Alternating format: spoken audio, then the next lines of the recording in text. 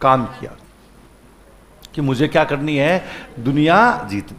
और दुनिया जीतने के लिए उसने कई युद्ध अभियान चलाए, बहुत सारे क्या चलाए, युद्ध। दुनिया को जीता भी, और दोनों समकालिक अपन कह सकते हैं कि दोनों कौन कौन, इनके दोनों के गुरु, किनके गुरु, चाणक्य। चाणक्य का शिष्य कौन था,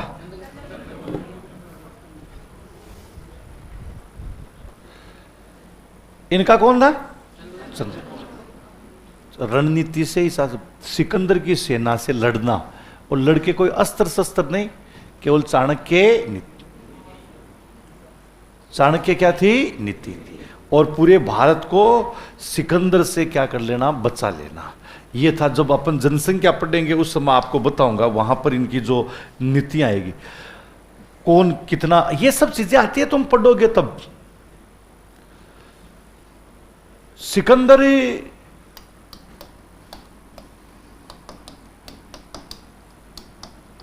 अरस्तु का शिष्य है।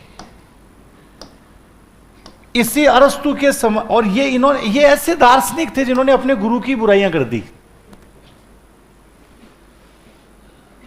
चाणक्य ने ऐसा नहीं किया, अरस्तु ने। प्लेटो के बारे में कहा, प्लेटो बहुत अच्छे आदमी थे, लेकिन उन्होंने जो भी विचार दिए वो सारे के सारे विचार पैरों के बल खड़े न करके सिर के बल खड़े कर दिए। मतलब मेरे सिर नीचे टांग ऊपर, ऐसे विचार दिए। इसलिए मैंने क्या किया, प्लेटो के विचारों को क्या है, सीधा कर दिया। क्या कर दिया, सीधा। तो यार ऐसे कोई गुरु होते हैं, ऐसे कोई शिष्य होते हैं जो गुरु की क्या करते हैं, आलोचना। इस समय जो अरस्तु था, यानी अरस्तु के समकालिक एक दार्शनिक हुआ डायोनीज।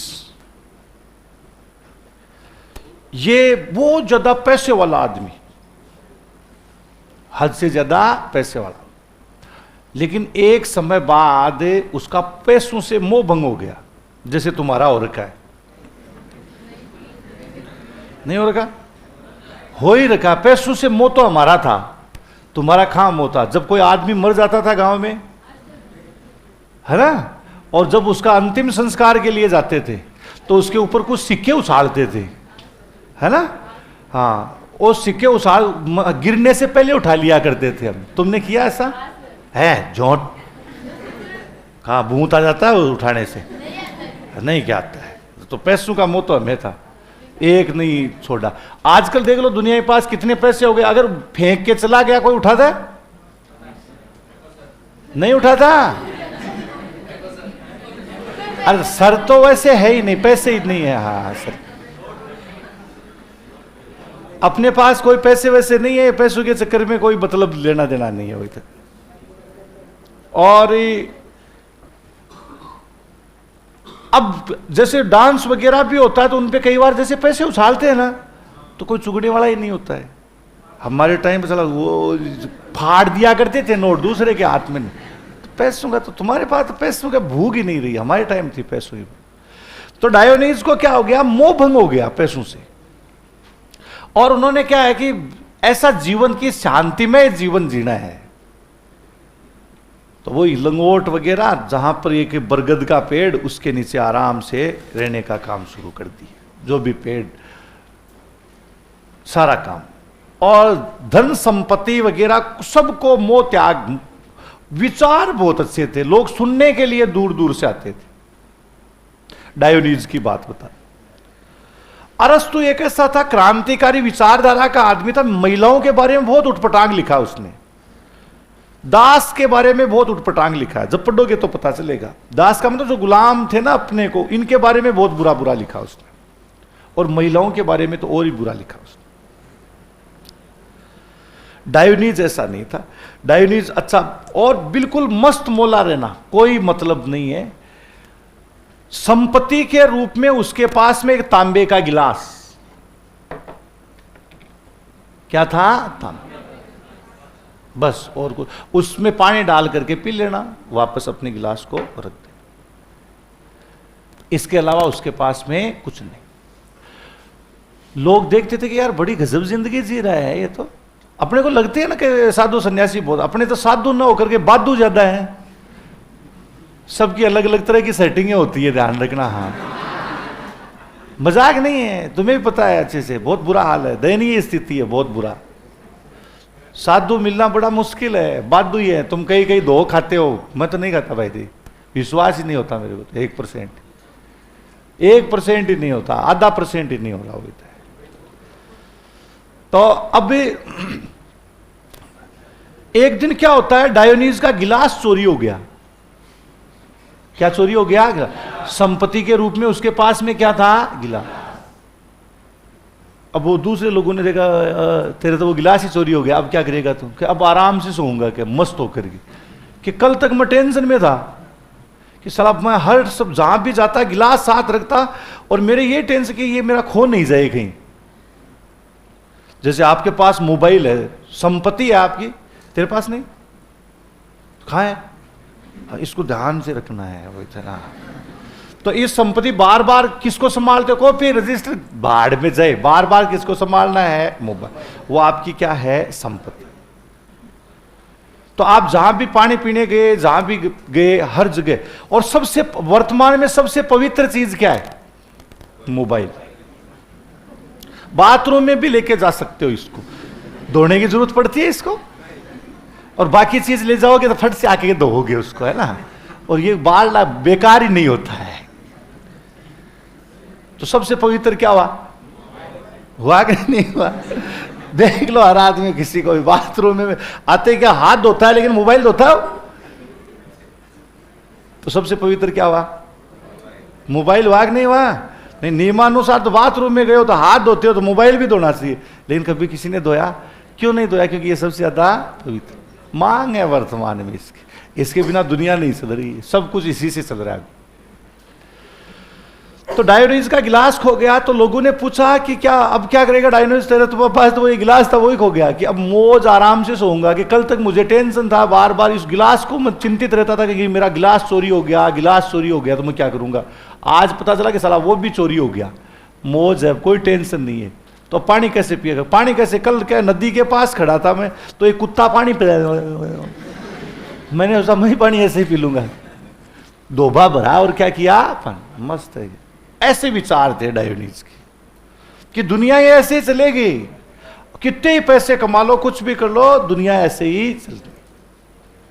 शांति और सबसे बड़ी चीज है संतुष्टि, और जो मन में आए वो उस तरह के अपने अच्छे क्या है विचार। इन विचारों से प्रभावित होकर सिकंदर को जब पता चला, सिकंदर डायोनीज से मिलने के लिए चले गए। किससे? अरस्तु से नहीं, अरस्तु तो उनके साथ ही रहता था, गुरु जी थे उसके। सिकंदर, इतनी ख्याति फैल गई थी डायोनीज की कि वो उनसे मिलने के लिए चले गए। जब मिलने के लिए गए, सुबह सुबह का टाइम था, वो अपनी कुटिया थी, कुटिया के बाहर धूप में आराम से मस्त 6 फुट 2 इंच का आदमी था, पड़ा था, आराम से सो रहा था, धूप सेक रहे थे, मस्त होकर के, मस्त मलंग होकर के, कोई टेंशन ही नहीं था ना, सब कुछ त्याग चुके थे। तो वहां पहुंचते सिकंदर जाते ही कि ए डायोनीज, क्या मेरे को जानते हो? मैं सिकंदर हूं। कि हाँ जानता हूं। क्या मेरे बारे में सुना? कि हाँ सुना है। कि मैं सिकंदर हूं। कि हाँ सुना। कि मैं तेरे लिए क्या कर सकता हूं? कि हाँ कर सकते हो, कि तू थोड़ा साइड में हो जाएगा, धूप आने दे, बस ये कर सकते हो, और कुछ ये नहीं था। कि मैं आपके लिए बहुत महान शासक हूं, मैं आपके लिए क्या कर सकता हूं? कि हाँ आप कर सकते हो, थोड़े साइड में हो जाओ। कि क्या? कि धूप आने दे यार, ये कर, काम ही था, और क्या है क्या? तो वो और ज्यादा इस पर, यार ये तो गजबी आदमी है, कि कुछ मांग ही नहीं है इसकी, भाई मेरे आश्रम बना दो, कुटिया बना दो, अच्छे कपड़े दिला दो। फिर का बोल कि मेरे को क्या है, आप जैसा बनना है। किसने बोला? सिकंदर ने। क्या बोला? आप जैसा। अरे इसमें क्या करना है? कुछ नहीं करना, आजा सो जा मेरे बराबर आके। इसमें क्या करना है? सो जा मेरे बराबर। नहीं नहीं अभी नहीं सोऊंगा आगे, अभी नहीं सो, अभी मुझे दुनिया जीतनी है। कि सिकंदर सुन ले, दुनिया जीतने वाला कभी खुद को नहीं जीत पाया। दुनिया जीतने वाला है वो कभी किसको नहीं जीत पाया? खुद। तो तू ये दिमाग से निकाल दे कि तू मेरे जैसा बन जाएगा और खुद को जीत पाए, कभी नहीं जीत पाएगा खुद को। और अकेला आया था और अकेला ही जाएगा, और जो तू आज कर रहा है वो कुछ ही तेरे को नहीं मिलने वाला है। इसके लिए कितना ही कर ले तू, बस कल का इंतजार करना कि कल मैं आप जैसा बनूंगा। बनना दादा बराबर लेट ले, कुछ नहीं है, छोड़ दुनियादारी को। कहते हैं कि डायोनिस ने जो कहा वही सारा सब कुछ सिकंदर के साथ में हुआ। जब वो अंतिम क्षण में जब सिकंदर मर रहा था तो डायोनिस की बातें याद आई। भयंकर बीमार हो गया था, मलेरिया, कई जगह डेंगू, कई जगह कहते हैं हैजा हो गया था, जो आगे आपको और बताएंगे जब जनसंख्या बताऊंगा, वो जनसंख्या में इनका टॉपिक आएगा। तो उस समय सिकंदर ने दुनिया के टॉप मोस्ट हकीम बुलाए थे। हकीम पहले डॉक्टर नहीं होता था, क्या होते थे? हकीम। वेदाचार्य पहले हकीम, फिर वेद, ऐसे चलते आए हैं ना। दुनिया के सबसे टॉप मोस्ट हकीम बुला लिए। उनसे बड़ा कोई हकीम नहीं था, कोई सर्जन नहीं था, हर तरह की। और चारों पांचों जितने हकीम थे वो सारे सिकंदर का इलाज कर रहे थे, लेकिन सिकंदर की तबीयत में कोई सुधार लगातार क्या हो रहा था? डाउन। मरने से पहले आदमी को एहसास हो जाता कि अब तो मैं जाऊंगा, क्योंकि वो पाडा लेकर के यमराज आते हैं ना, काला सांड लेके आते हैं, क्या आते हैं? हाँ हाँ, पाडा ही होता है ऐसा इधर ना। हाँ, काला पाडा लेकर होता कुछ नहीं है रे, मतलब ऐसा दिखाया गया है। तो वो पाडा दिख गया होगा कि यमराज आ रहे हैं अब तो, है ना। हाँ, थोड़ी सी दूरी बची है। उस समय सिकंदर को फिर डायोनिस की बात याद आई, और जितने भी लोग थे उन सबको कहा मेरी बात ध्यान से सुनोगे, मैं अभी मरने वाला हूं, मेरे मरने पर मेरी जो डेड बॉडी है उसके कोई हाथ नहीं लगाएगा, कोई कंधा नहीं देगा, ये चारों हकीम देंगे। कंधा कौन देंगे? चारों हकीम। हाँ, जिससे दुनिया को यह पता चले कि मौत शाश्वत सत्य है, वो एक दिन आए। ये हकीम भी मुझे बचा नहीं पाए, जो दुनिया के टॉप मोस्ट सर्जन हुआ करते थे उस समय, top most super specialist doctor थे वो। इससे लोगों को यह पता चलेगा, देख लो इन हकीमों की, ये हकीम भी मेरे को नहीं बचा। दूसरा चीज का ध्यान रखना कि मेरे को जब शमशान घाट लेकर के जाओ, मेरा हाथ लटका देना नीचे, जिससे, और वो हाथ खुले ही रहेंगे, जिससे लोगों को पता चला था कि खाली हाथ ही जा रहा है। कौन? सिकंदर। जिसने दुनिया जीती वो क्या जा रहा है? खाली हाथ ही जा रहा है। और तीसरा कि जो धन संपत्ति है वो पूरी बिछा देना रोड पे, इससे भी पता चले कि ये भी किसके साथ नहीं गई है? सिकंदर के साथ में नहीं। मतलब सिकंदर ने दुनिया जीती लेकिन खुद को नहीं जीती, जिंदगी भर उसी धन संपत्ति साम्राज्य इसी के लिए लगा रहा। तो ये डायोनिस के विचार थे। जैसा डायोनिस ने कहा कि तू तेरे को खुद को नहीं जीत पाए, ये डायोनिस था। और अरस्तु ने हमेशा उसको उकसाने का ही काम किया कि मार काट, बस उसको मारना, उस साम्राज्य का क्या करना है विस्तार। कई जगह समझौता करवाया, हाँ, कई जगह क्या लड़ाइयां करवाई, ये सारे काम करे। तो जो जैसे विचार होते हैं ना, वो आदमी उस तरह का ही बनता है। इसलिए अरस्तु का कोई चेला हुआ ही नहीं, शिष्य ही नहीं है कोई। शिष्य हुआ वो तो उग्र विचारों का था। कौन था? सिकंदर। कोई किताब नहीं, वहीं यही खत्म हो गया, केवल इसी के विचार चलेंगे, इसने अपने विचारों को आगे नहीं। तो ये जबकि डायोनिस के मिल जाएंगे, प्लेटो के मिल जाएंगे ना, अब जो अगला अपने आर्यभट्ट वगैरह, इन सब के मिल जाएंगे, जिसके जैसे विचार होते हैं उस प्रकार।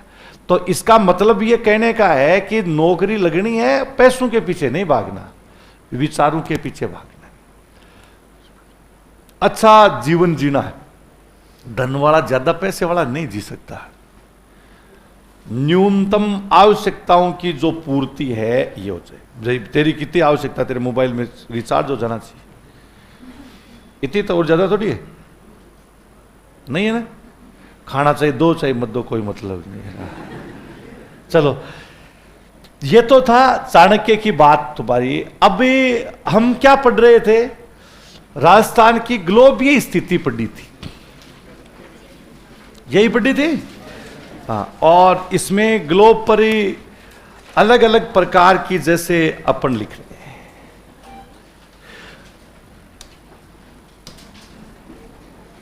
जैसे क्वेश्चन अपने लिखा कि निम्न में से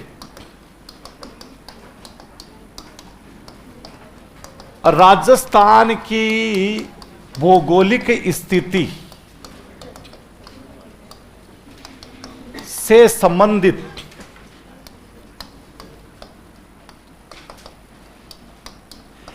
सही नहीं है। और उसमें हमने एक लिख दिया आग्नेय।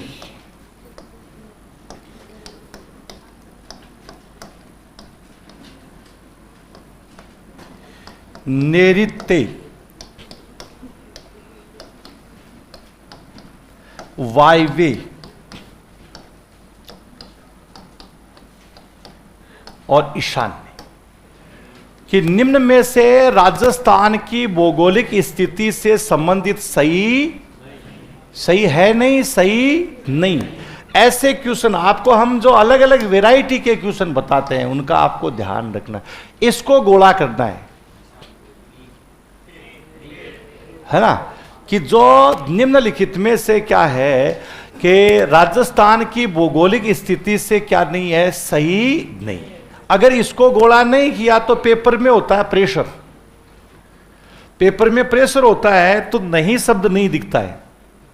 एक बार अपनी आदत होती है, पहले अपन पेपर पढ़ते हैं, उसके बाद दूसरे राउंड में हम करना शुरू करते हैं, उस समय है की जगह नहीं दिखता, नहीं की जगह है दिखता है। इसलिए यह है केंद्रण, इसको तो ये बार बार दिखता रहेगा। यही भौगोलिक स्थिति से संबंधित क्या नहीं है, सही। भौगोलिक का मतलब जिसको हम देख सकते हैं, वो कौन सी स्थिति होती है, वो सही नहीं है। कौन सा सही नहीं है? आग्नेय, नैऋत्य, वायव्य और कौन सा हो गया, ईशान। बोलो क्यों? आग्नेय में क्या है?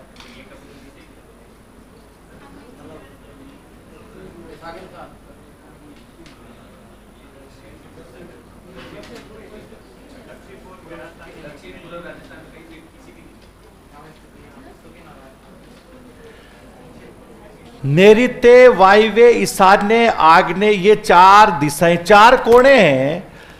जैसे हमने ये है कि सबसे पहले ईशान्य, ईशान्य का मतलब क्या है? कौन सी दिशा है? उत्तर पूर्व। और विश्व के संदर्भ में, विश्व या ग्लोब पर बताइए हमारा राजस्थान कौन सी दिशा? उत्तर पूर्व में है या नहीं है? है या नहीं है? इसका मतलब ये सही है या गलत है? दूसरा हमने लिखा है वायव्य। वायव्य का मतलब बताओ कौन सी दिशा है? उत्तरी पश्चिम। क्या है कहीं उत्तर पश्चिम? किसके संदर्भ में?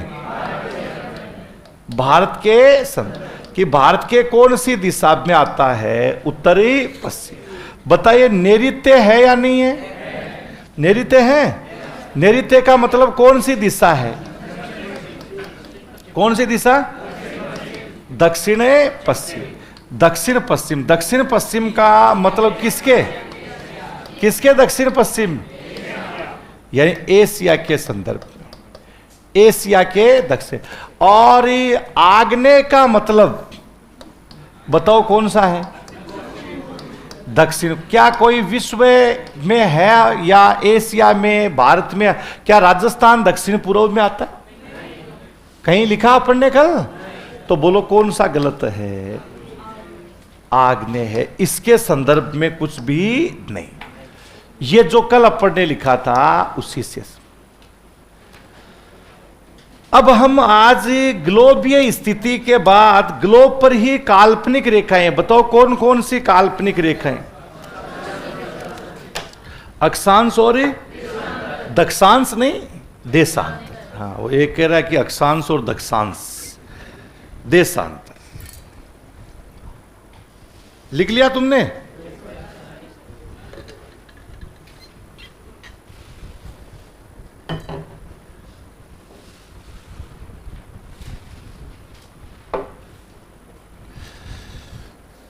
चलो अब अक्षांशीय स्थिति के बारे में।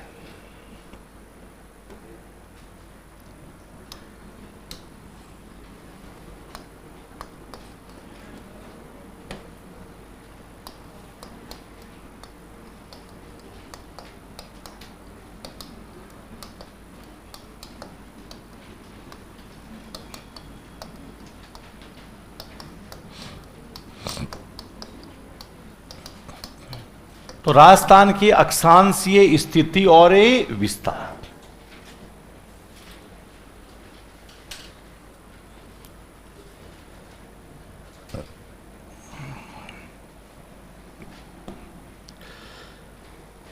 बताओ हमारा भारत देश भूमध्य रेखा के कौन सी दिशा में? उत्तर में है या दक्षिण में? उत्तर में। अगर कोई क्षेत्र उत्तर में होगा, ये जैसे 0 डिग्री, तो उत्तर में उत्तरी अक्षांश होते हैं। कौन से अक्षांश होंगे? जैसे 90 कौन से अक्षांश कहलाएंगे? उत्तरी। अगर कोई क्षेत्र दक्षिण में होता है तो वो क्या कहलाता है? दक्षिण। अब बताओ भारत भूमध्य रेखा के उत्तर में है या दक्षिण में? इसका मतलब उत्तरी गोलार्ध में या दक्षिणी गोलार्ध? तो उत्तरी अक्षांशों में आएगा या दक्षिणी अक्षांशों में? तो एक क्वेश्चन तो यही हो गया कि अक्षांशीय आधार पर राजस्थान कौन से गोलार्ध में है? उत्तरी गोलार्ध में, दक्षिणी गोलार्ध में, उत्तरी पूर्वी गोलार्ध में, उत्तरी पश्चिमी गोलार्ध में? बोलो, उत्तरी या उत्तरी पूर्वी? क्योंकि अक्षांश दो ही दिशा बनाती है, उत्तर और दक्षिण। तो बताओ अक्षांशीय आधार पर कौन से गोलार्ध में हुआ? उत्तरी गोलार्ध में या दक्षिणी गोलार्ध? उत्तरी। अब जैसे राजस्थान का रूपरेखा मानचित्र अगर अपन बनाते हैं तो वैसे तो तुम फरमा बना सकते हो सुंदर नोट्स बनाने वालों के लिए। बाकी मैं तो मेरे हिसाब से ही बनाता हूं, पता है तुम्हें ना। जो सुंदर बनाने वालों को फरमा जानते हो? फरमा नहीं जानते तो तेरे रजिस्टर दे देगी, वो गिरा दूं तो विद्या लेनी पड़ेगी। फिर ये पन्ना फाड़ दो, तुम्हारे तो फाड़ने के लिए लिया, मेरा फिर क्या काम था ये लगा। ऐसे स्वार्थ में जीवन नहीं चाहिए हमें, वही था ना। अभी डायोनीज के बारे में बात बताए थे, नहीं सर नहीं फाड़, क्या मतलब निकला? ये ऐसा चाणक्य क्या करेगा? आत्महत्या कर लो गिर के, इससे अच्छा। अब क्या करें इसमें, ये लोग कोई मतलब ही नहीं निकला।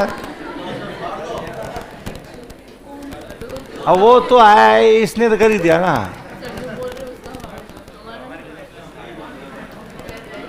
कितना स्वार्थ है इसमें, तेरी जान अटकी पड़ी। निर्जीव चीज है ये, मैं सजीव हूं।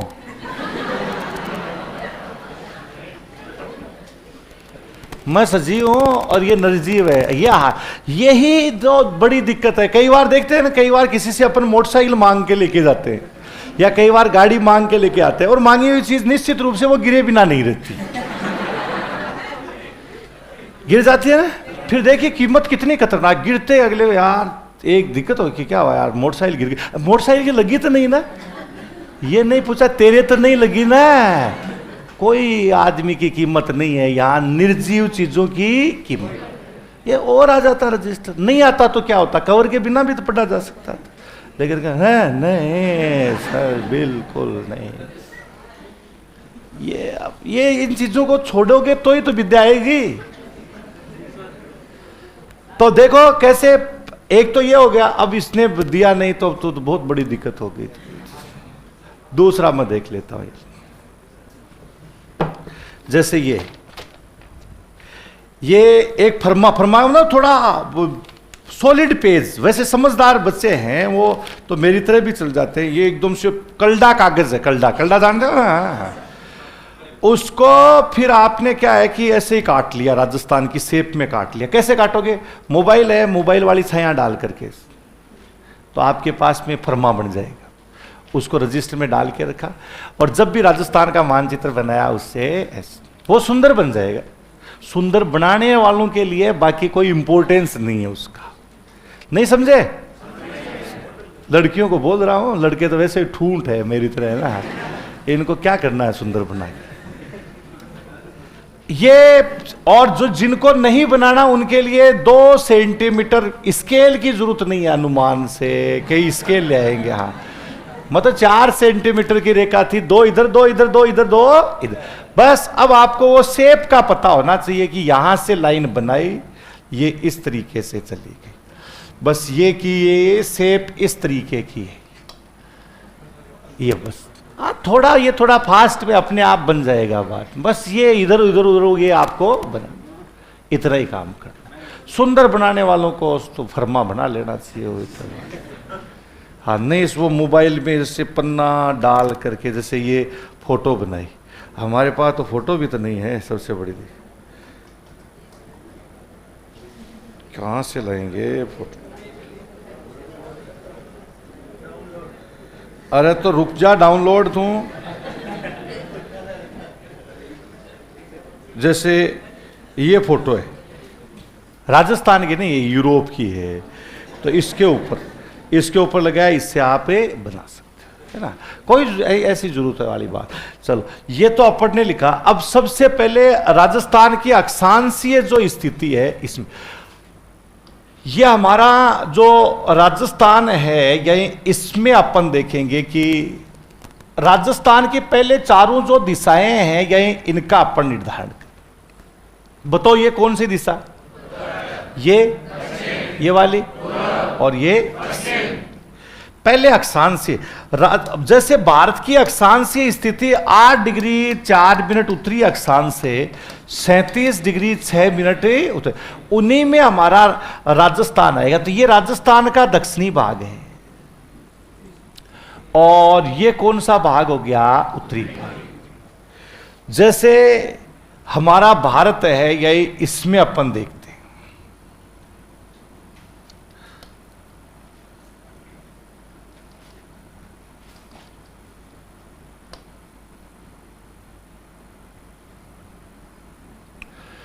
ये भारत की अक्षांशीय स्थिति। यहां से हम लिखते हैं 8 डिग्री 4 मिनट उत्तरी अक्षांश से 37 डिग्री 6 मिनट उत्तरी अक्षांश। तो यहां से हम ऐसे इन्हीं के बीच में कहीं ना कहीं हमारा राजस्थान मिलेगा। तो राजस्थान की स्थिति यहां पर मैं लिख देता हूं 23 डिग्री 3 मिनट उत्तरी अक्षांश या दक्षिणी अक्षांश? दक्षिण में है, दक्षिण में है। उत्तरी अक्षांश ही रहेगा या दक्षिणी अक्षांश? उत्तरी अक्षांश ही रहेगा, क्योंकि राजस्थान को ये दे वो टेंशन है, ये कहे दक्षिण होना चाहिए।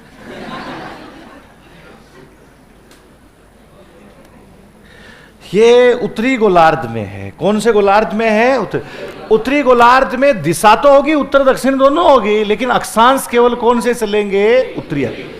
तो ये उत्तरी अक्षांश, ये नॉर्थ लिख दिया, नॉर्थ लेटीट्यूड NL लिख सकते हैं, से लेकर के 30 डिग्री 12 मिनट उत्तरी अक्षांश आप NL लिख सकते हो। इसका मतलब है नॉर्थ लेटीट्यूड, ये नॉर्थ लेटीट्यूड। ये है हमारे राजस्थान की कौन सी स्थिति होगी? अक्षांश। तो अक्षांशीय आधार पर राजस्थान उत्तरी गोलार्ध में है, और इसकी अक्षांशीय जो स्थिति है 23 डिग्री 3 मिनट उत्तरी अक्षांश से 30 डिग्री 12 मिनट। इसका मतलब राजस्थान से बताइए 23 डिग्री अक्षांश रेखा गुजरती है या नहीं गुजरती? 23 डिग्री, हाँ 23 डिग्री अक्षांश रेखा गुजरती है या नहीं गुजरती? नहीं गुजरती। 24 डिग्री 24 गुजरती है, ये 24। 25 डिग्री, ये 25। 26 डिग्री, 27 डिग्री, 28, 29 और 30, ये सारी अक्षांश रेखाएं कौन से राज्य से गुजरती है? इसका मतलब 23 के बाद 24, 25, 26, 27, 28, 29 और 30, ये इसका अक्षांशीय विस्तार होगा। तो जैसे अक्षांशीय स्थिति अपन ने लिखी 23 डिग्री 3 मिनट दक्षिणी अक्षांश से 30 डिग्री 12 मिनट उत्तरी अक्षांश। सही है? क्यों? साउथ नहीं आएगा, नॉर्थ ही आएगा। चलो, से 30 डिग्री अब इसके बाद हमें विस्तार ज्ञात करना होता है। विस्तार का मतलब कितनी अक्षांश रेखाएं गुजरती है।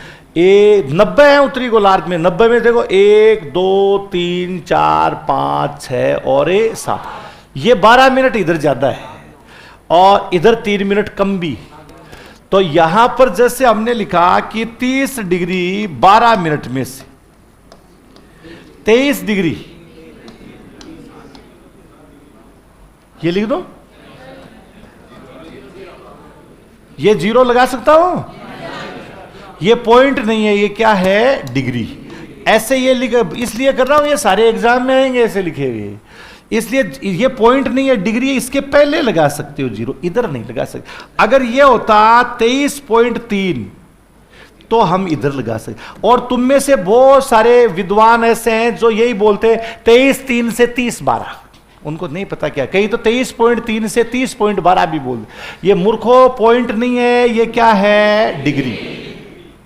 पॉइंट नहीं बोला आता इसको, है ना। हाँ, तो ये आपको अब क्या होगा कि एग्जाम में आपके क्वेश्चन आ जाएगा कि राजस्थान की अक्षांशीय स्थिति,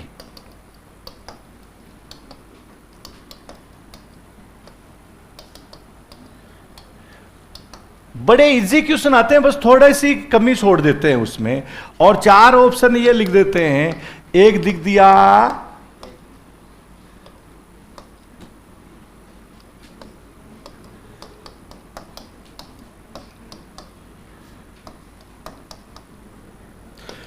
दूसरा लिख देते हैं,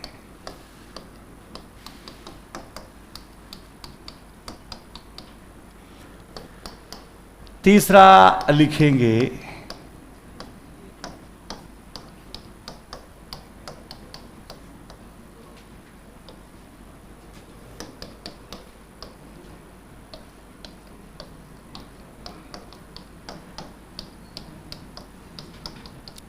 ये लो,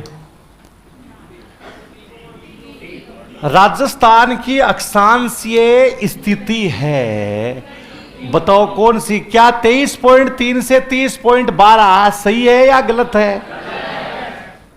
सही या गलत? गलत है पक्का? ये उन मूर्खों के लिए जो 23.3 से 30.12 बोलते हैं, और तुम में से अधिकांश ऐसे हैं, इसलिए पॉइंट नहीं बोलना। दूसरा 23 डिग्री 30 मिनट से 30 डिग्री 12 मिनट सही या गलत है? पक्का? फिर है 23 डिग्री 3 मिनट से 30 डिग्री 12 मिनट, ये गलत है या सही है? कि इसमें क्या गलती है? और 23 डिग्री 3 मिनट से 30 डिग्री 12 मिनट, इसमें देखेंगे ये सब लिखा हुआ नहीं, ये लिख सकते हैं ऐसे, इधर लगा सकते हैं आप, उधर नहीं। तो कौन सा सही हो गया? डी। एग्जाम का मतलब यही होता है कि आप तोता हो या समझदार हो। तोता या तोते का मतलब समझते हो? हाँ, जो रट करके आया तो चल गया। हाँ, और ज्यादा कोई डिफिकल्टी लेवल नहीं होता, केवल 10% डिफिकल्टी लेवल होता है पेपर्स का, इससे ज्यादा नहीं होता है। तो ये यहां पर अब इसका विस्तार ज्ञात हमने किया। 12 में से 3 गए तो 9, 30 में से 23 गए तो 7, ये हो गया 60 डिग्री और 9 मिनट अक्षांश। ये इसकी कौन सी स्थिति होगी? अक्षांश। ये तो हमने अक्षांशीय स्थिति लिखी है, और ये अक्षांश रेखाएं हैं, इनका हमने निर्धारण, ये 24 डिग्री हमने लिख दिया, 25 डिग्री है, 26 डिग्री, ये 27 है, 28 से 29 और 30, ये सर। तो पहले आप लिखिए राजस्थान की अक्षांशीय स्थिति।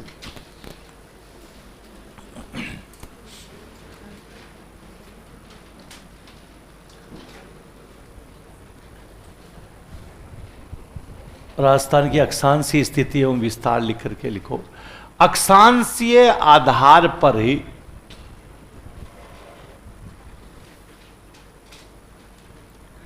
अक्षांशीय आधार पर ही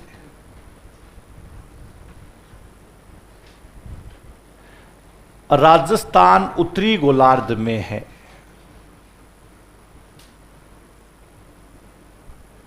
राजस्थान उत्तरी गोलार्ध में है।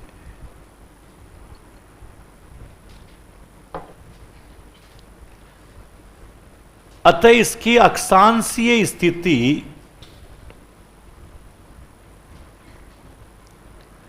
अतः इसकी अक्षांशीय स्थिति उत्तरी अक्षांशों में होगी, उत्तरी अक्षांशों में होगी।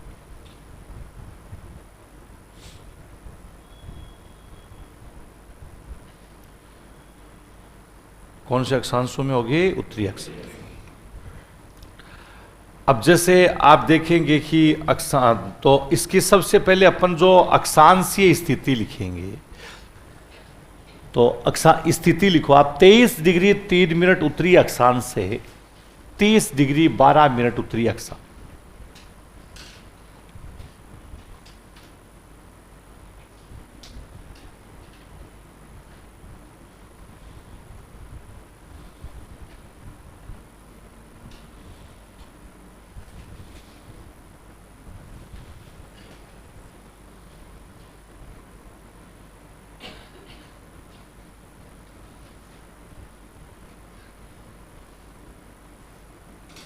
विस्तार लिख लीजिएगा, कैसे ज्ञात करना।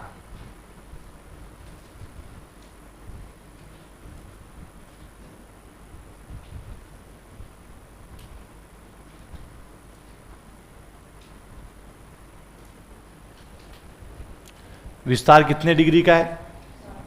60 डिग्री 9।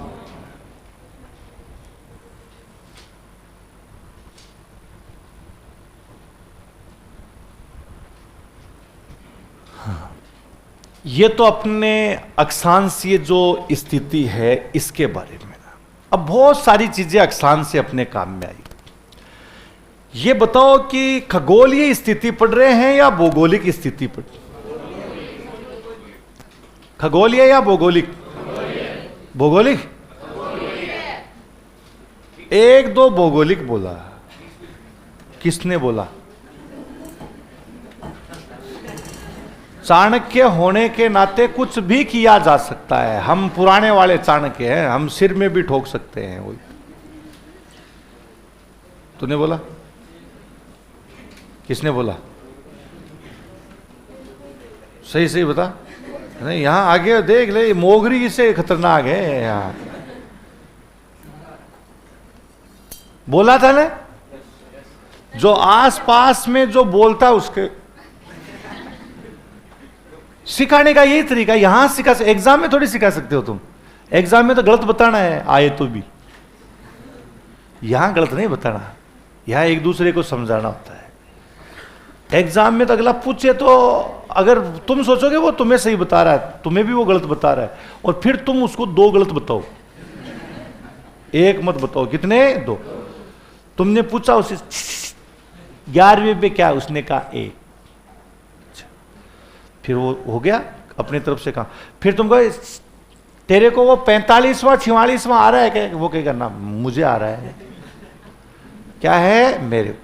उसमें डी और सी कर ले तुम, चाहे उसमें ए बी आंसर हो। ये एग्जाम, वहां कंपटीशन है यार, वहां सीट की लड़ाई, यहां सीट की लड़ाई नहीं। चलो अब हम क्या है कि ये डिग्री, कुछ डिग्री मिनट वाली बात करते हैं। अब राजस्थान की जैसे अक्षांशीय, तो यहां क्वेश्चन यही बन रहा है। इसमें आपको कैसे गलत करवाएगा अगला, वो केवल दिमाग लगाने का काम करेगा इसका। अब जैसे राजस्थान से कर्क रेखा गुजरती है, आप सबने पढ़ रखा है ना। उस कर्क रेखा को भी अपन बहुत तरीके से लिखने का काम करेंगे। प्रधान अक्षांश रेखाएं, अक्षांश रेखाओं से कोई भी प्रदेश है उसकी स्थिति का निर्धारण अपन करते। दूसरा, यह उनसे अपन क्या है, ताप कटिबंध का भी हम निर्धारण करेंगे। हाँ, कि जो ताप कटिबंध का भाग आता है यह उसका हम निर्धारण कर लेंगे। तो अब जैसे अक्षांश हैं, आगे अब ये भी बताऊंगा कि कौन से जिले से कौन कौन से अनुमानित जो अक्षांश आते हैं। ये बेटा जी 23 डिग्री जो राजस्थान से नहीं गुजरे। इसके बाद 24 डिग्री आ गया, फिर अपन देख रहे हैं कौन सा है, 26 डिग्री आता है, फिर 28 आता है, और फिर कितना हो गया 30। समझ रहे? देखो इसमें डिस्टेंस कम है, क्योंकि एक के अंतराल 23 के बाद सीधा कितना हो गया 24 के बाद 26, 26 के बाद 28 और 28 के बाद 30। वो कैसे निकालेंगे? अभी तो अपन शुरू कर रहे हैं। तो अभी अक्षांशीय स्थिति है इसमें। हमारे राजस्थान के जैसे ये भारत का मानचित्र अपन ने बनाया था,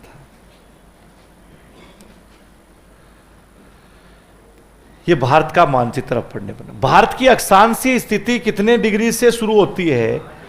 8 डिग्री। और भारत के मध्य से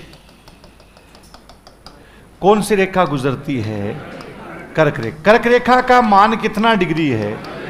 60। ट्रॉपिक ऑफ कैंसर जिसको लिखा आता है, ट्रॉपिक ऑफ कैंसर, यही कर्क रेखा है, यही इसके नाम से इसको जानना आता है।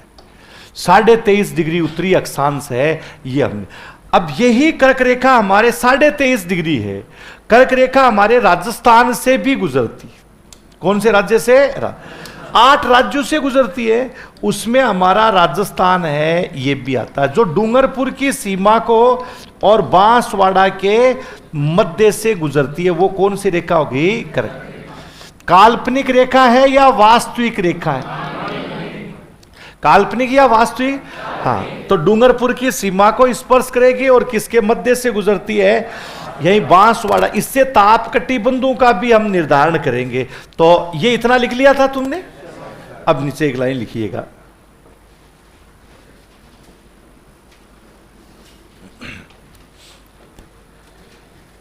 लिखो कर्क रेखा राजस्थान के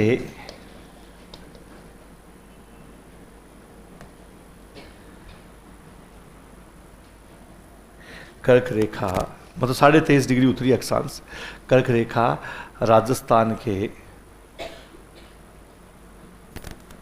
दक्षिणी भाग से गुजरती है। दक्षिणी भाग से गुजरती,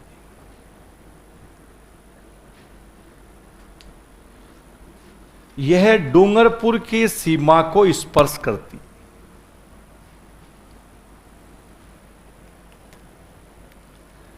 डूंगरपुर की सीमा को स्पर्श करती है और बांसवाड़ा के मध्य से,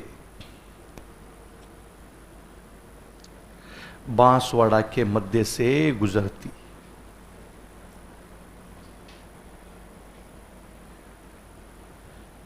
कि डूंगरपुर की सीमा को स्पर्श करती है, बांसवाड़ा के मध्य से गुजरती है। बताओ काल्पनिक है या वास्तविक है?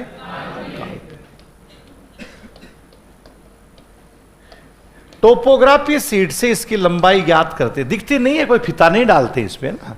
टोपो प्रैक्टिकल होता है। ज्योग्राफी में तुमने कईयों ने ज्योग्राफी में फाइल बनाई होगी, प्रैक्टिकल की फाइल बनाई या नहीं?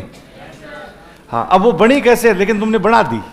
वो सारे मेजरमेंट से बनती है, स्केल होती है, उसमें पैमाने होते हैं, सब चीजें लेनी होती है। तुमने तो ले लिवा के बना दी, पता है वो इतना। वो पहले प्रैक्टिकल होते थे, आजकल नहीं होते। आजकल तो तुम सीधी फाइल लाते हो और टिका देते हो, नकल करके कोशिश करते हो बिना फाइल के ही काम चलाने की। कितने लोगों ने ज्योग्राफी पढ़ी है कॉलेज में? एक ने नहीं पढ़ी। हम कुछ नहीं पूछेंगे, चिंता नहीं करने के। हाँ, हमें पता है ना तो कैसा चल रहा है वो इतना। तो फाइल वाइल बनाई तो आपको पता ही है किस तरीके से ना। जबकि वो टोपोग्राफी सीट से किसी भी चीज का, अपन कोई भी जिले का यही क्षेत्रफल वगैरह हम निकाल सकते हैं। तो ये अब देखो कर्क रेखा है, इसी प्रधान अक्षांश रेखा है, इनको अपन कई तरीके से लिख सकते हैं। तो डूंगरपुर की सीमा को स्पर्श और बांसवाड़ा के मध्य से गुजर, यहां पर अपन लिख रहे हैं प्रधान अक्षांश। प्राइम लेटिट्यूड्स के नाम से जानना आता है। अब प्रधान अक्षांश कौन कौन से हैं? तो जैसे ये हमारा ग्लोब है, और ग्लोब में आपको यह है कि 0 डिग्री अपन ने यहां पर कितना डिग्री लिख दिया? 0। 0 डिग्री का मतलब कौन सी रेखा है? भूमध्य रेखा। कौन सा गोलार्ध? और ये कौन सा है? इस 0 डिग्री के कोई चीज नहीं लगेगी, ना उत्तर लगेगा ना दक्षिण, क्योंकि दोनों का ही प्रतिनिधित्व कर रहा है। इसके बाद में 23.5 डिग्री उत्तरी अक्षांश, इसको ट्रॉपिक ऑफ कैंसर यानी कौन सी रेखा कहते हैं? कर्क रेखा। इधर भी ट्रॉपिक ऑफ कैप्रिकॉर्न, यानी जिसको हम कौन सी रेखा कहते हैं, मकर रेखा कह देते हैं, कि मकर रेखा के नाम से जा। और इधर अपन ने लिखा कितना डिग्री है, 66.5 डिग्री उत्तरी अक्षांश। कौन सी रेखा होगी, आर्कटिक रेखा। कौन सी है? और इधर भी अपन ने लिखा है 66.5 डिग्री दक्षिणी अक्षांश, यानी कौन सी रेखा है, अंटार्कटिक रेखा। ये तीन अपने काम में आएगी। और ये 90 डिग्री जिसको हम बोलते हैं उत्तरी ध्रुव, नॉर्थ पोल, और ये 90 डिग्री ये उत्तरी ध्रुव हो गया। वो मैंने उल्टा उधर, सॉरी गलती से, ये कौन सा हो गया, दक्षिणी ध्रुव। ये उत्तरी ध्रुव है और ये कौन सा हो गया, दक्षिण। ये ग्लोब के चारों तरफ है या केवल सामने ही होती? इसका मतलब वर्त हुआ या अर्धवर्त हुआ? ग्लोब के क्या होती है, चार, इसलिए इनको व्रत बोलते हैं। भूमध्य रेखा को विषुववर्त बोल सकते हैं, इक्वेटर लाइन के नाम से जानना आता है। ये कर्क वर्त है, इसको कौन सा वर्त बोलेंगे, इसको क्या बोलेंगे, आर्कटिक की बजाय इसको उत्तरी ध्रुव वर्त भी बोल सकते हैं।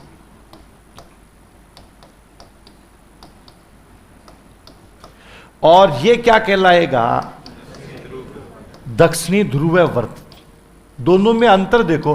अब कई सोच रहे होंगे ये उत्तरी ध्रुव है और ये दक्षिणी ध्रुव है, यहां वर्त। इसका वर्त नहीं बनता है, ये केवल अक्षांश है, अक्षांश रेखा नहीं। और ये भी ये सीटेट में पूछते हैं, क्वेश्चन पूछा गया उत्तरी ध्रुव वर्त का मान बताइए।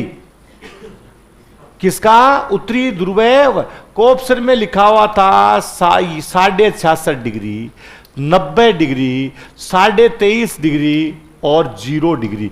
बोलो कौन सा है, बोलो उत्तरी ध्रुव वर्त का मान कितना है, कितना, 66.5 या 90? 90 होगा। 90 किसका होगा, केवल उत्तरी ध्रुव। उत्तरी ध्रुव वर्त का मतलब जो जितनी रेखा बनेगी उतने ही क्या बनेंगे वर्त। क्या इस उत्तरी ध्रुव का वर्त बनेगा, 66.5 का वर्त बनेगा? इसलिए इसको उत्तरी ध्रुव वर्त बोलते हैं, इसको क्या बोलते हैं, उत्तरी ध्रुव। ये दोनों में अंतर आता है, उसका कोई वर्त नहीं, बाकी सबका वर्त बनेगा, है ना। अब यहां ये तो आपको 5 प्रधान अक्षांश रेखाएं आप पढ़ने बनाए। अब इन्हीं से हमें क्या है, ताप कटिबंध का भी निर्धारण करेंगे, लेकिन इससे पहले ये चीजें हमें कई समझनी होगी।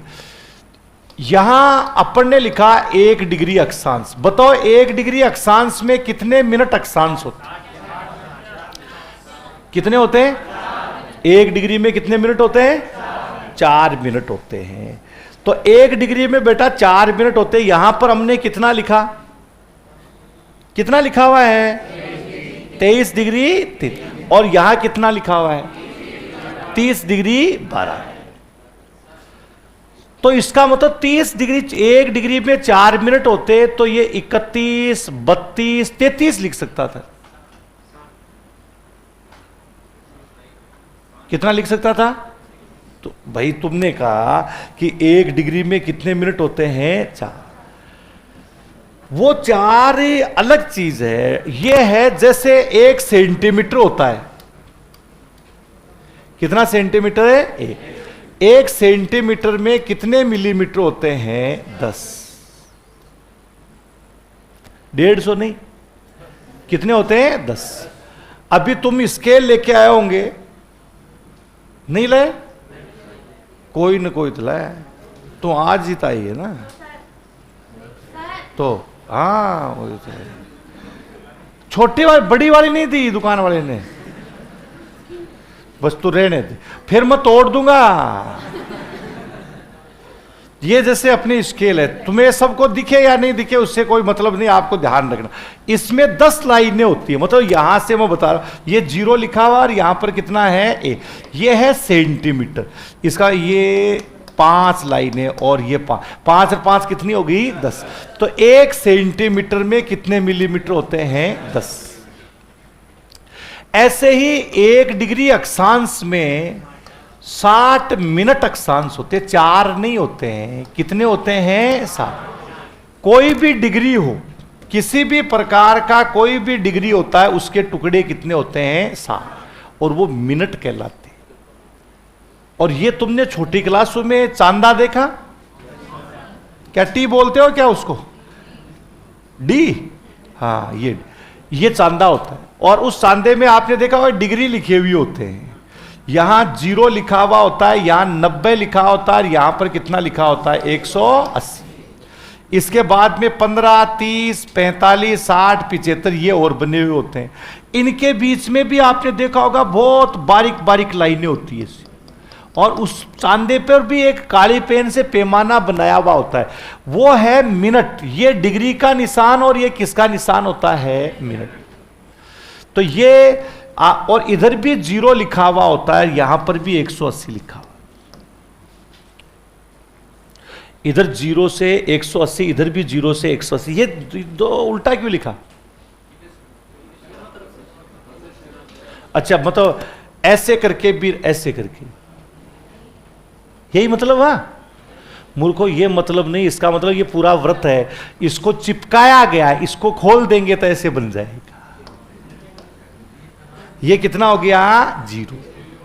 कितना हो जाएगा? 0, है ना? 90, 90, 90, 90 कितना हो गया? 360। ये है गणितज्ञों का दिमाग की ज्योमेट्री बॉक्स में अगर इतना बड़ा गोला बनाएंगे तो जो बॉक्स होगा इतना बड़ा बनाना पड़ेगा। इससे अच्छा दिमाग लगाइए, इसको ऐसे समेट दो जिससे ज्योमेट्री बॉक्स ही क्या हो जाएगा? आधा हो जाए। स्पेस कम घेरेगा या ज्यादा घेरेगा?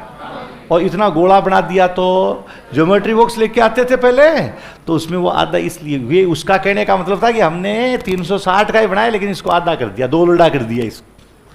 2 लड़ा का हम तो समझ रहे हो ना, वो इसलिए है। ये नहीं कि इधर से भी कर लो इधर से भी कर लो, ये नहीं इसका मतलब। तो 1 डिग्री अक्षांश में कितने मिनट अक्षांश होते हैं? 7। कितने?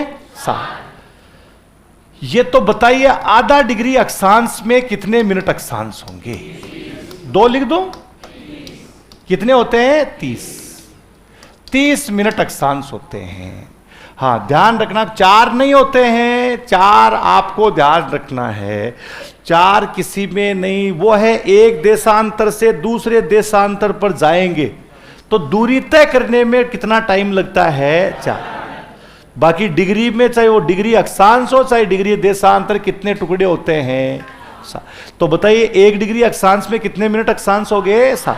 तो आधा डिग्री अक्षांश में कितने होंगे? कितने होंगे? 3। अब देखो इस कर्क रेखा को कितने तरीके से लिखा जा। तुम तो ये सोचोगे कि डूंगरपुर बांसवाड़ा रट लेंगे काम चल जाएगा। अब नहीं पूछेगा। वो उस समय पूछा करते थे जब तुम्हारे में से कईयों के पिताजी तैयारी किया करते थे। तुम में से कईयों के पिताजी, कितने लोगों के मास्टर हैं पिताजी? इतने लोग। तुम्हारे पैदा होने के बाद में कितने के पिताजी मास्टर बने? है ना? तो वो तैयारी करते थे ना, तब इतने से काम चल जाता था। उनको यही पूछते कर्क रेखा कहाँ से गुजरती है, तो इतने से अब तुम आगे पूछेंगे तुम्हें उनसे, है ना? तो अब देखिएगा इस कर्क रेखा को कितने तरीके से अपन लिख सकते हैं।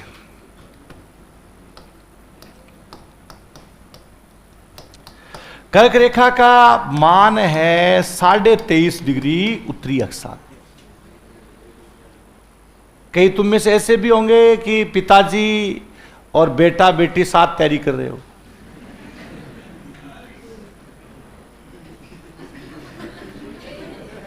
अरे क्लास में नहीं, घर पे मम्मी बेटी बेटा साथ तैयारी कर रहे हो। कितना बढ़िया बात है, साथ नौकरी लगेगी, कितनी अच्छी बात है। मम्मी को थोड़े दिन ही नौकरी करनी पड़ेगी और तुम्हें 40 साल नौकरी करनी पड़ेगी। कोई भी 40 की उम्र में नौकरी लगी, 20 साल नौकरी करनी पड़ी होगा। और तुम में से कई जैसे आते, ये इसलिए करेगा मैं तीसरी पीढ़ी को पढ़ा रहा हूँ, बहुत को पढ़ा दिया है ना, इसलिए कह रहा हूँ कि कोई बड़ी बात नहीं है कि पापा जी भी पढ़ करके गए हो। हाँ, यहाँ नहीं है, पूरे राजस्थान में बहुत पढ़ा है, इसलिए कह रहा हूँ बहुत पढ़ा है ना, इसलिए पूछ रहा हूँ। तुम्हारे भी बच्चों को पढ़ाऊंगा, चिंता।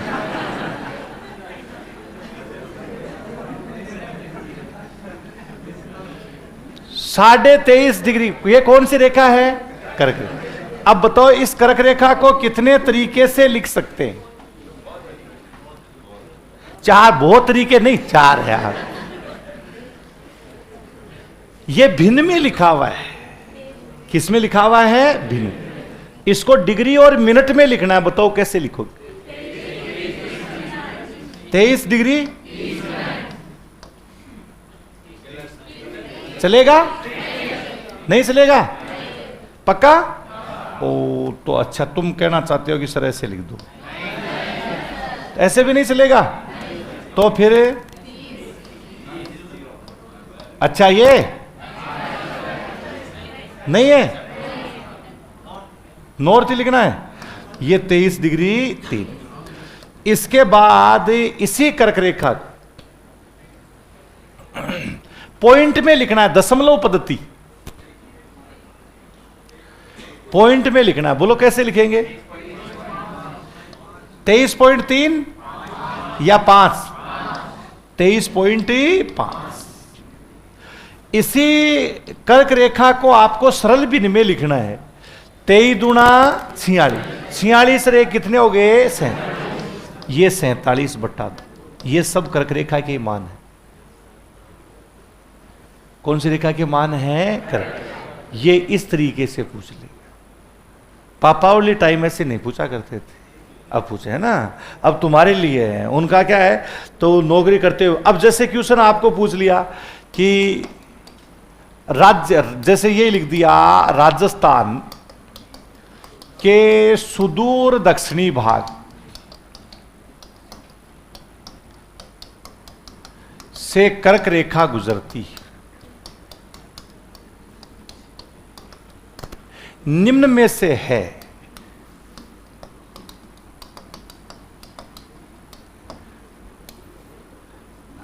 अपन सोचे कि डूंगरपुर बांसवाड़ा पूछ लेगा तो कर देंगे ना, वो नहीं पूछा उसने। और उसमें नंबर 1 आपके देगा 23.5 डिग्री, दूसरा आपके दे देगा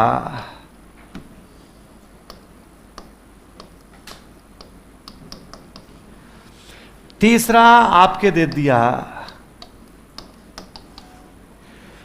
और चौथा है दिया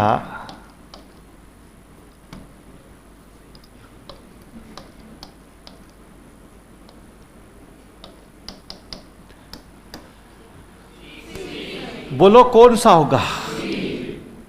अब सी और डी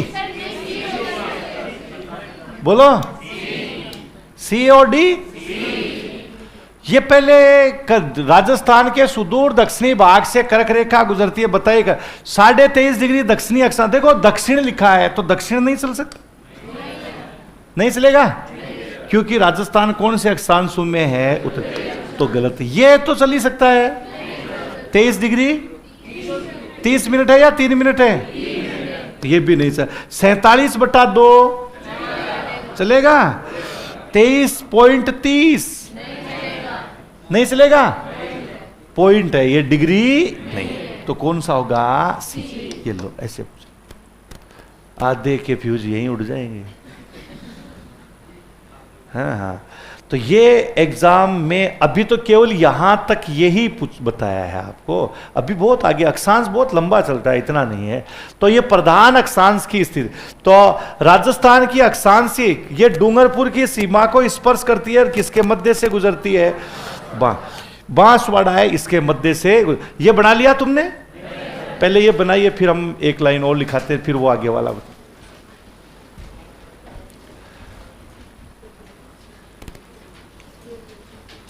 प्रमोद तूने क्या लिखा है? 23 डिग्री 0.5 फिर मिनट, ये क्या है? तेरे मोबाइल में नहीं है ऐसा फंक्शन।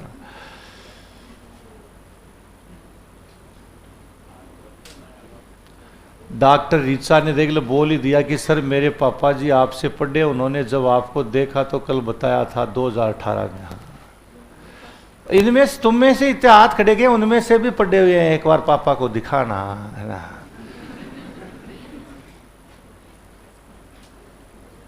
इसलिए हम तुम्हारी तीसरी पीढ़ी भी पढ़ाएंगे दूसरी के साथ साथ, है ना। तुम्हारे बच्चे होंगे उनको भी हम पढ़ाए। हम ये नहीं कहेंगे तेरा बाप मेरे से पढ़ के गया, तेरी माँ मेरे से पढ़ के, ऐसे नहीं बोलते हम, है ना। ऐसे थोड़ी बोलना चाहिए, फिर तुम पढ़ने के लिए नहीं भेजोगे ना।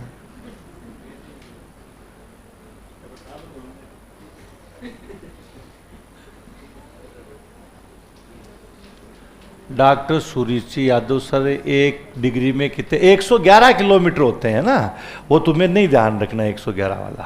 तो वो समय एक देशांत, एक अक्षांश से दूसरे अक्षांश पे जाते हैं ना, तो 111 किलोमीटर चलना पड़ता है। कितना किलोमीटर है? 111। वैसे होता था 111.32 होता है ना, ये 111 किलोमीटर।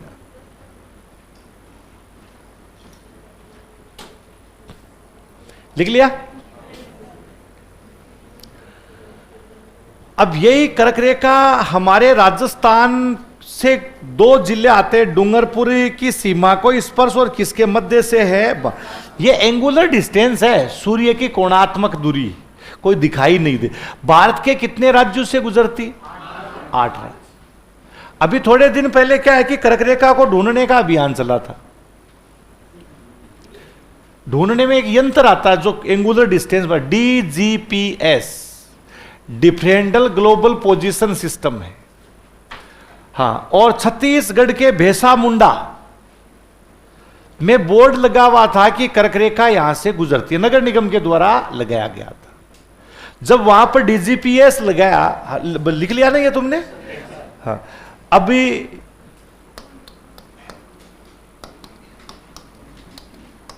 कर्क रेखा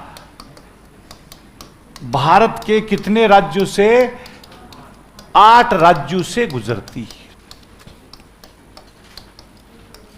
अब वो 8 राज्य अपन देखें कि पश्चिम से शुरुआत करेंगे तो पहला कौन सा आएगा? गुजरात। दूसरा कौन सा हो गया? राजस्थान। और तीसरा मध्य प्रदेश। चौथा छत्तीसगढ़। कौन सा गढ़ हो गया? और 5वां कौन सा है? झारखंड। 6 नंबर पे यानी पश्चिमी बंगाल। और पश्चिमी बंगाल के बाद त्रिपुरा। और फिर कौन सा हो गया? मिजोरम।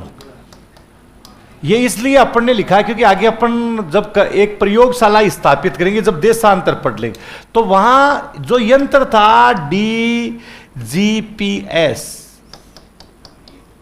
हाँ, डिफरेंशियल ग्लोबल पोजीशन सिस्टम, ये लगाया बेसामुंडा में, बाकायदा नगर निगम के द्वारा लगाया गया था कि यहां से क्या है कि कौन सी रेखा गुजरती है? 23.5 डिग्री अक्षांश रेखा गुजर। जब उस यंत्र को लगाया तो उसने मना कर दिया कि यहां से नहीं गुजरती।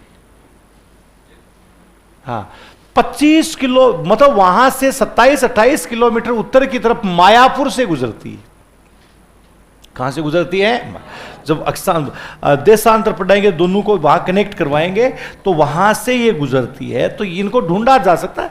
जैसे आपको मैंने बताया था, ये इसका मतलब ये नहीं कि पहले गलत था, गलत नहीं था। ध्रुव अपनी लोकेशन क्या कर रहे हैं? चेंज कर रहे हैं। जलवायु परिवर्तन हो रहा है ना, उसी प्रकार से ये भी अपनी जगह चेंज कर लेती है। तो ये लिख लिया तुमने? ये लिख लीजिए।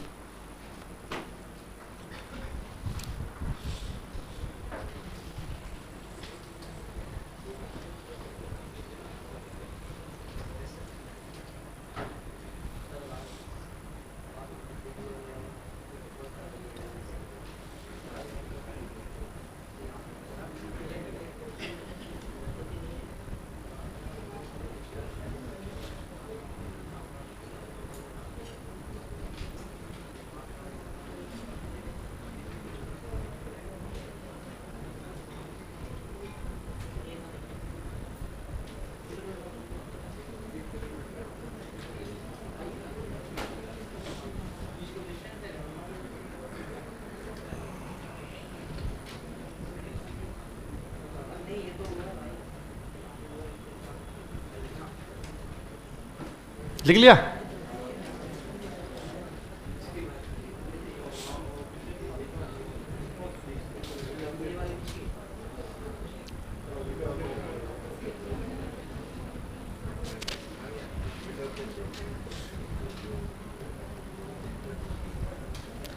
हाँ, हमेशा 0.5 कैसे लिखा? 0.5 का मतलब 1 का आधा क्या होता है?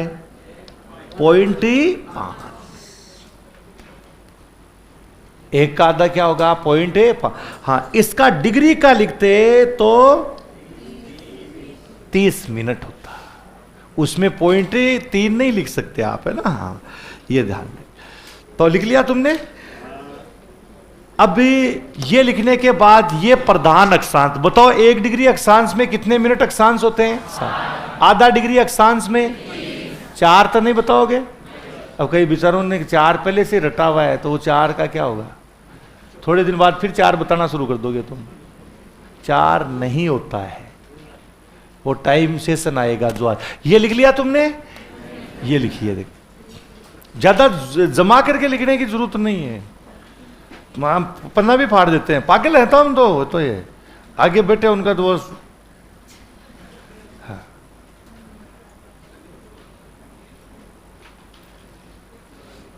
अब कल तो आगे बैठेगी तो पन्ना फाड़ देंगे फिर हम तो।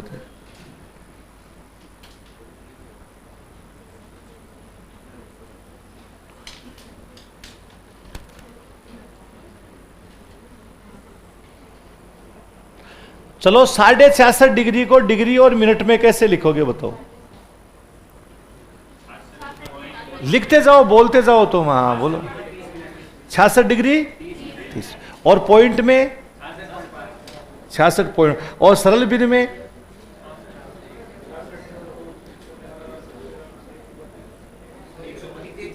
132 या 33? 132 या 33? 132 ही आएगा। अरे हाँ, 133/2। ऊपर वाला जोड़ना होता है। गणित का तुमने देश का भट्ठा बिठा दिया गणित में।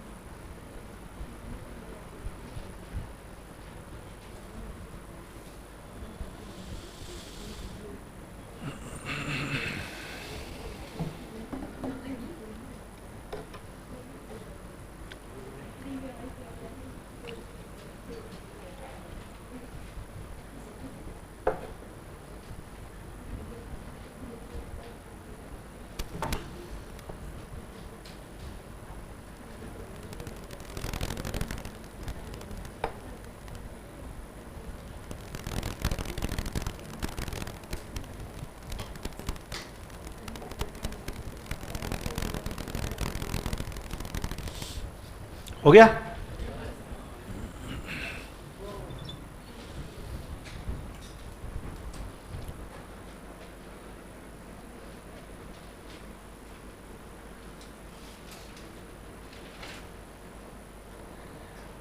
अब अक्षांश रेखाओं से कोई भी प्रदेश है उसका ताप कटिबंध और वनस्पति का भी निर्धारण किया जाता है। कि ताप कटिबंध का भी निर्धारण करते हैं और किसका निर्धारण करते हैं? वनस्पति। इनका भी हम निर्धारण करेंगे। अब वो किस तरीके से हम निर्धारण करेंगे, ताप कटिबंध और ये वनस्पति।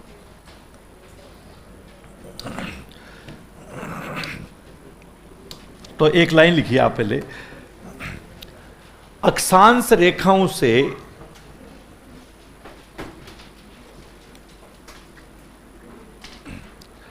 अक्षांश रेखाओं से किसी प्रदेश,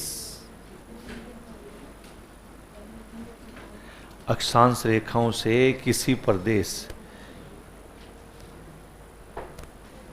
की स्थिति निर्धारण के साथ साथ ही, स्थिति निर्धारण के साथ साथ ही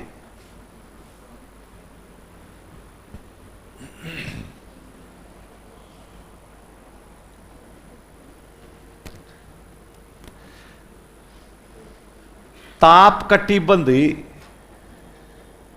टेम्परेचर जोन, ताप कटिबंध और वनस्पति का भी, ताप कटिबंध और वनस्पति का भी निर्धारण किया जाता है।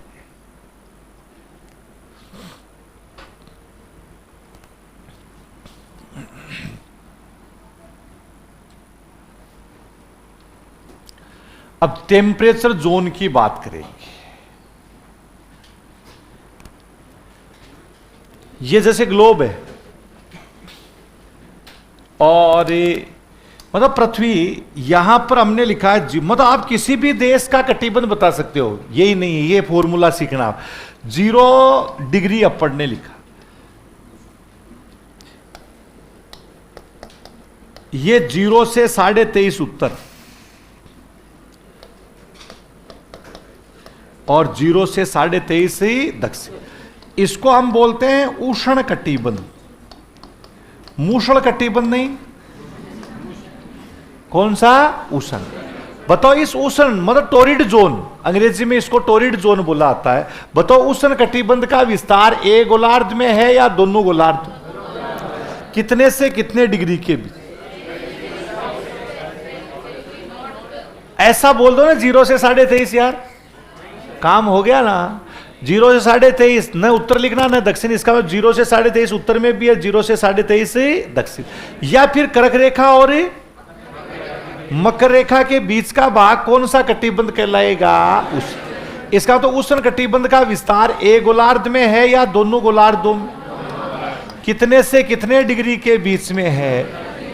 0 से 23.5 का मतलब कौन सा कटिबंध हो गया? उष्ण। इसके बाद दूसरा लेके आते हैं अपन, यह है 66.5 डिग्री।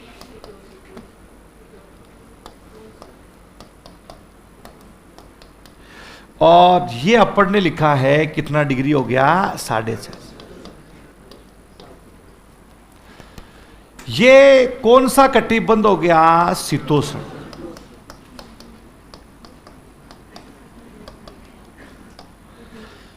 कौन सा कटिबंध है? शीतोष्ण।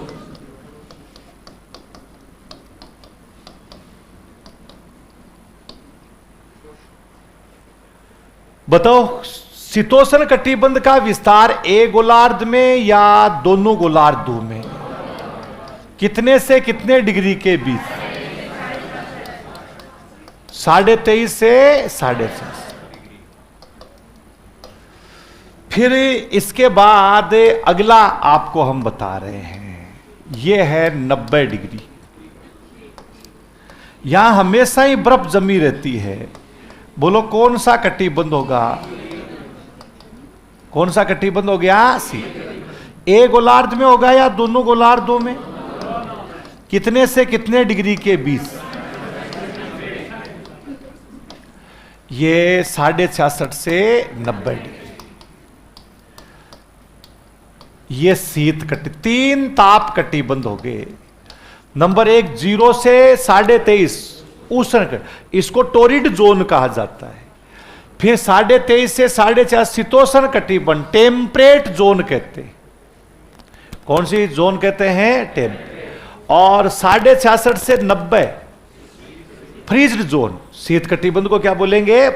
अब किसी भी प्रदेश का आप ताप कटिबंध देख करके उसके स्थिति का आप निर्धारण कर सकते हैं। ये अपने को ध्यान, इन्हीं को ध्यान में। अब जैसे आपका भारत में यहां लिखा कितना डिग्री है, 8 डिग्री 4 से कितना डिग्री हो गया, 37 डिग्री 6। ये यहां पर है 0 डिग्री। 0 डिग्री का मतलब कौन सी रेखा हो गई, भूमध्य रेखा। बताओ भारत कौन से गोलार्ध में है, उत्तरी गोलार्ध में या दक्षिणी गोलार्ध। भारत के मध्य से कौन सी अक्षांश रेखा गुजर, कौन सी, कर्क रेखा। भारत को कितने भागों में विभाजित करती, 2। कर्क रेखा के उत्तर वाला भाग क्या कहलाएगा, उत्तरी, और दक्षिण वाला भाग क्या कहलाएगा, दक्षिण। अब देखो कैसे ताप कटिबंध का निर्धारण करेंगे। आपके सामने ये अक्षांशीय स्थिति लिखी हुई और ये ताप कटिबंध लिखे हैं। इनको देखते हुए आपको बताना है हमारा भारत देश कितने कटिबंधों में आता है, 1 या 2, 1 में या 2 में। बताओ दक्षिणी भारत कौन से कटिबंध, उष्ण में है या शीतोष्ण में, पक्का। कैसे पता चला उष्ण, ये कितना डिग्री है और ये कितना है, 0 से 23.5 के बीच में कौन सा कटिबंध आता है। इसका मतलब ये दक्षिणी भारत कौन से कटिबंध में हो गया, उष्ण। चलो बताओ उत्तरी भारत कौन से कटिबंध, कौन से में है, पक्का। कैसे पता चला, 23.5 से ये शीतोष्ण कटिबंध। ये 2 कटिबंध आ गए, एक उष्ण कटिबंध है और एक कौन सा हो गया, शीत। 2 कटिबंधों की अपवर्णीय स्थिति ली। अब आपको यह बताना है अगर मान लीजिए हमारा भारत 10 से 20 डिग्री अक्षांश के बीच में होता तो कितने कटिबंधों में आता, 1 में या 2 में। फिर कौन से में होता, और अगर मान लीजिए 30 से 60 डिग्री के बीच में होता तो 1 में या 2 में, कौन से में। वर्तमान में कितने कटिबंधों में आ रहा है, बताओ। दिल्ली कौन से कटिबंध में, केरल कौन से कटिबंध में, तमिलनाडु कौन से में, पंजाब कौन से कटिबंध, जम्मू कश्मीर।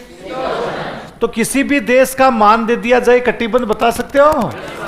जैसे मान लीजिए कि 35 से 65 डिग्री अक्षांश, इसके बीच में स्टेपी घास का मैदान है।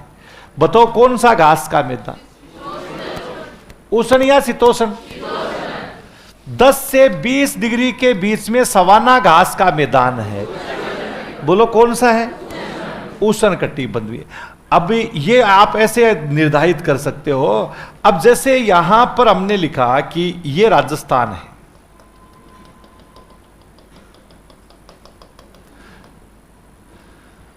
बताओ राजस्थान कितने कटिबंधों में आता है, 1 में या 2 में, पक्का।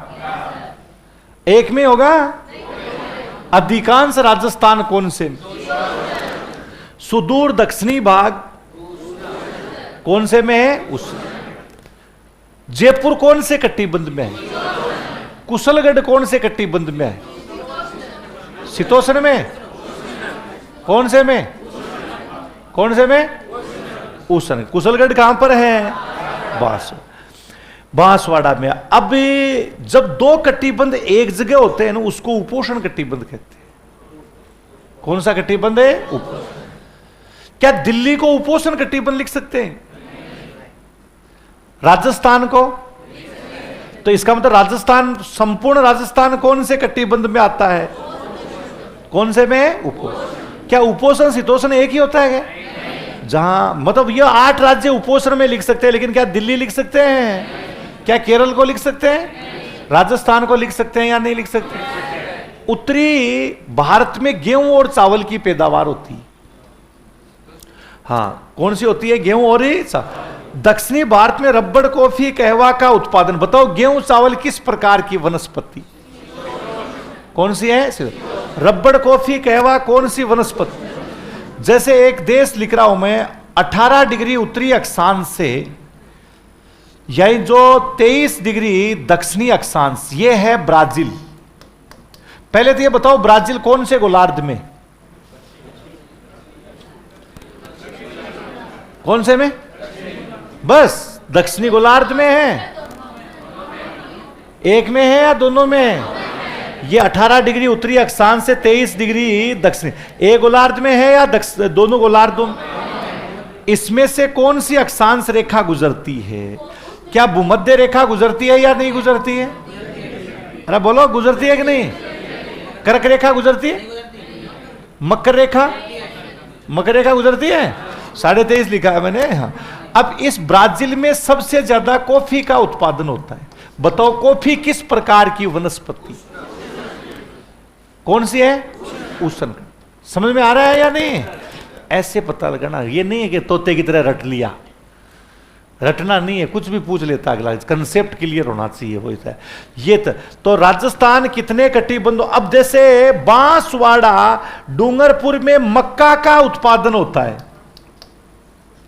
किसका होता है? ऑप्शन में लिखा हुआ है मक्का किस प्रकार की पैदावार है? उष्ण भी है, उपोष्ण भी है, शीतोष्ण भी है। बोलो उपोष्ण। अरे दोनों तरफ उगेगा तो उष्ण लिखोगे या शीतोष्ण लिखोगे या उपोष्ण लिखोगे? तुम तो उष्ण बता रहे हो। अभी कौन सी होगी? मक्का कौन सी वनस्पति है? गंगानगर में गेहूं का सबसे ज्यादा उत्पादन होता है। बताओ गेहूं किस प्रकार की वनस्पति, कौन सी है? शीतोष्ण। उपोष्ण लिख दोगे? नहीं, जगह कंडीशन, क्वेश्चन का मतलब कंडीशन का ध्यान रखना है। तो ये 3 ताप कटिबंध हैं। इनका इसका मतलब समझ रहे हैं या नहीं समझ रहे? तो पहले एक लाइन लिखिएगा,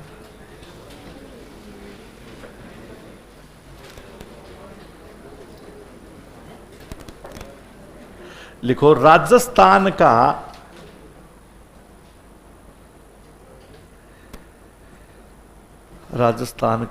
अधिकांश भाग ही,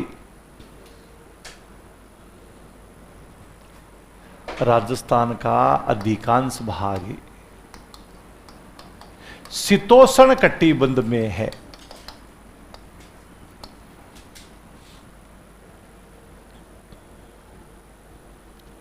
शीतोष्ण कटिबंध में है और सुदूर दक्षिणी भाग ही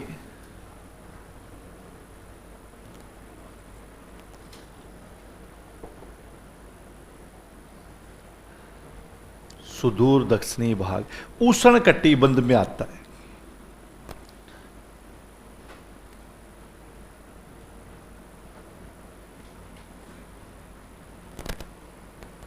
उष्ण कटिबंध में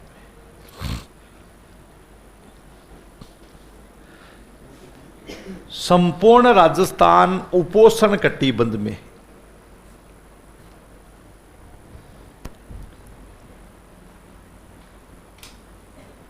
हाँ, वैसे दोनों जहां मिलेंगे ना वही आता है, इसको अपन उपोष्ण है कटिबंध। डॉक्टर वंदना सिरंगी, सर मैप में जिले समझाना। अभी जिले आए नहीं, जिले आएंगे तब बताएंगे, अभी टाइम लगेगा जिले, पहले अपन लोकेशन निर्धारित करेंगे ना। हाँ, तो अब ये लिख लिया तुमने? ये बनाना भी पड़ेगा तुम्हें। और मैंने 2 क्वेश्चन लिखे थे, उनका भी ध्यान रखना है।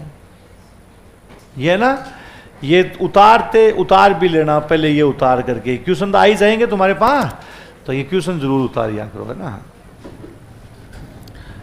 आज के लिए इतना ही है, हम बाकी कल देखेंगे।